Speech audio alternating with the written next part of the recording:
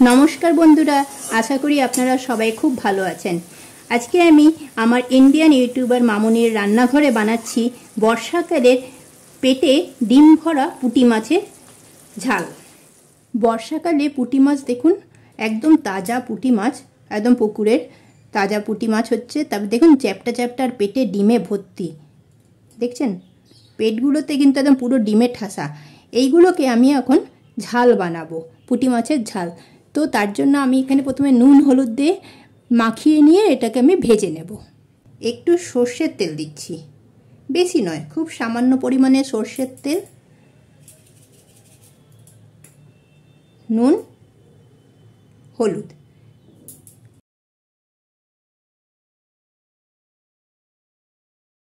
করে গরম করে আমি সরষের তেল দিয়ে দিয়েছি। এবার এক এক করে সব মাছগুলোকে ভেজে নেব। তো পুরো মাছগুলো আমি একবারে দেব না, খেপে খেপে মাছটা ভাজবো।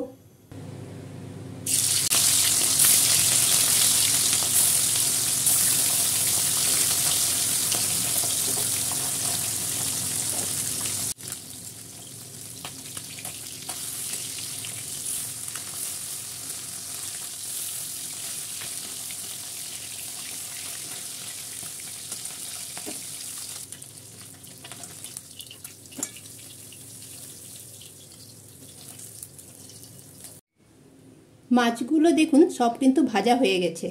এরপর আমি একটা মশলা তৈরি করছি। একটা বাটি নিয়েছি, তার মধ্যে দিচ্ছি হলুদ,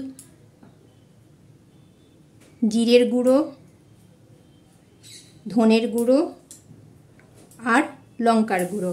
এবার এগুলোকে একটুখানি জল দিয়ে একটা পেস্ট বানিয়ে নেব। তেলের মধ্যে কালো জিরা ফোড়ন দিলাম, তারপরে এই যে মশলাটাকে আমি পেস্টটা বানিয়ে রেখেছিলাম সেই পেস্টটা দিচ্ছি, নুন দিয়ে দেব। এইবারে এটাকে ভালো করে আমি কষিয়ে নিচ্ছি। তারপরে আরেকটা মশলা দিচ্ছি, এখানে আমি সর্ষে আর কাঁচা লঙ্কাকে পিষে রেখেছিলাম। কাঁচা লঙ্কা এখানে আমি 4টে দিয়েছি, ঝালটা নিজেদের অনুসারে দেবেন। এই সর্ষের সাথে আমি 4টে কাঁচা লঙ্কা বেটে দিয়েছিলাম। দারুণ স্বাদের কিন্তু হয়।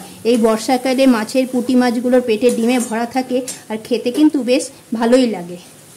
বন্ধুরা, আমার ভিডিওটা ভালো লেগে থাকলে প্লিজ দেখতে দেখতে একটা লাইক করে দেবেন আর কমেন্ট শেয়ার তো নিশ্চয়ই করবেন।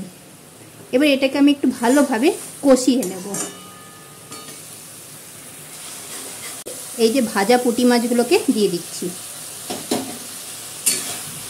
খুব সাবধানে নাড়তে হবে, না হলে সবগুলোর থেকে মাথাগুলো আলাদা হয়ে যাবে। আস্তে আস্তে নেড়ে নিলাম। এবার খুব সামান্য পরিমাণ এটার মধ্যে আমি জল দিচ্ছি।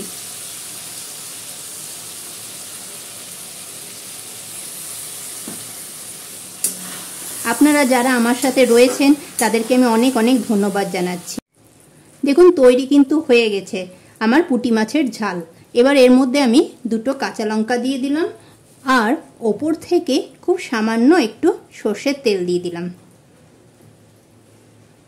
এটা কিন্তু দারুণ লাগবে গরম ভাতের সাথে খেতে।